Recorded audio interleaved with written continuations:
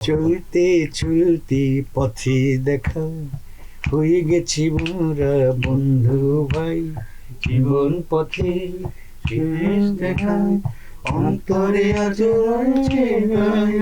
বন্ধু বন্ধু আমার, ভাই ভাই আমার, বন্ধু বন্ধু আমার, ভাই ভাই আমার। লিনু বিল্লার সঙ্গে আমার কোনো চলচ্চিত্রে কিংবা বেতারে আমাদের কোনো সঙ্গীত ছিল না।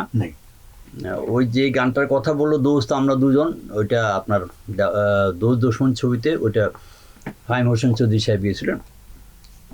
তো আমি বলবো যে প্রথমে ধন্যবাদ জানাই অভিকে এই গানগুলি হওয়ার পিছনে, তারপরে ফারুক আনোয়ার সাহেবকে আন্তরিক ধন্যবাদ, শুভেচ্ছা।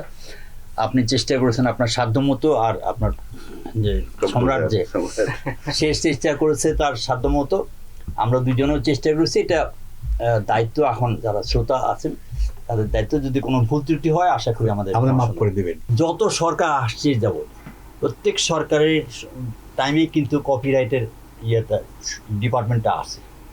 অদ্যাবধি কোনো সরকার স্বইচ্ছায় বলেন যে ঠিক আছে শিল্পীদের রয়্যালটির ব্যাপারে একটু চেষ্টা করে দেখি, দেখেন এই ওনারা আমার মনে হয় যেটা বুঝতে পারছে যে ব্যাটারি চালিত যেরকম যে সাইকেলগুলি আছে তাদের যে সংগঠন আছে, শিল্পীদের সংগঠন, আমার মনে হয় শিল্পীরা একত্রিত হতে পারছে না।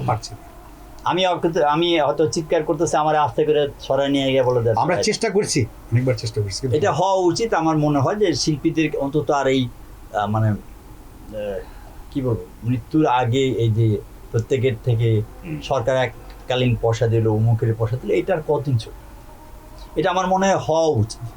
এই সরকারকে, এই সরকারের সাবিনার একটা শিল্পকলা আমি বলছিলাম কথাটা। তো আর সবচেয়ে তো অসুবিধা গেছে কি, আমরা নিজেরাই তো ঠিক না, আমরা শিল্পীরাও যে খুব না থাকে।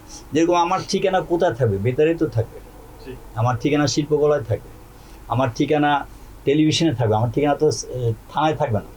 কিংবা যেরকম সাবিনা ইয়াসমিনের গত মাসের 7 তারিখে একটা অনুষ্ঠান করলো আজীবন সম্মাননা দেওয়া, সেখানে আমাকে বলতে স্যার আপনার বাসার ঠিকানাটা করে, এর চাইতে লজ্জাস্কর ব্যাপার তো নাই।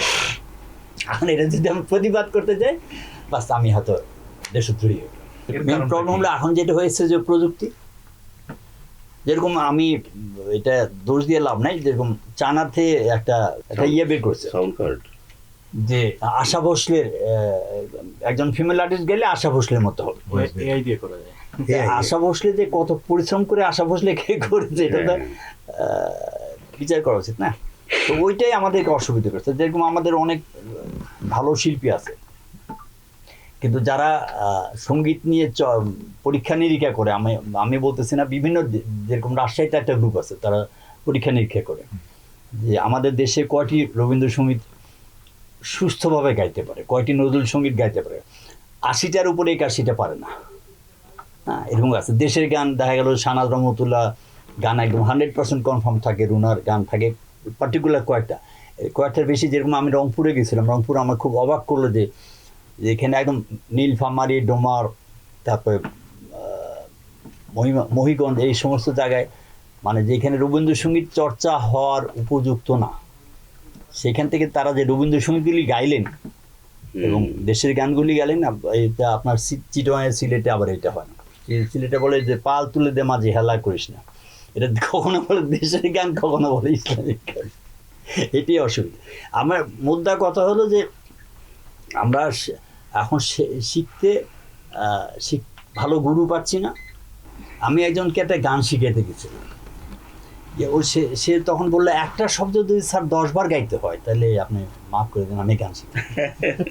ওটার জন্য তো নাও আমি বললাম তো যে যিনি শিক্ষা দিবেন ওনাকে যেরকম ওই ছেলেটাকে নিজের করে নিতে হবে, আর যিনি শিক্ষা গ্রহণ করবেন ওই ওস্তাদকে কিংবা সেই শিক্ষকের মতো গ্রহণ করতে হবে। যেটা আমার খুব দুঃখ লাগে এবং খুব ব্যথা পাই, এবং শিল্পী বলতে খুব লজ্জা বোধ করি যখন একজন শিল্পী হুইজ আব্বাসউদ্দিন চেনে না, উনি ফোকের ফার্স্ট ক্লাস চেনেন না, যে আপনার মনে করেন যে আমার ভাইয়ের রক্তে রাঙানোর গীতিকারের নাম কি, সুরকারের নাম কি, এগুলি জানেন না। আমি সবাইকে বিনয়ের সঙ্গে বলবো যে বেতার শোনেন, অবশ্যই আপনি ইয়ে করতে পারবেন।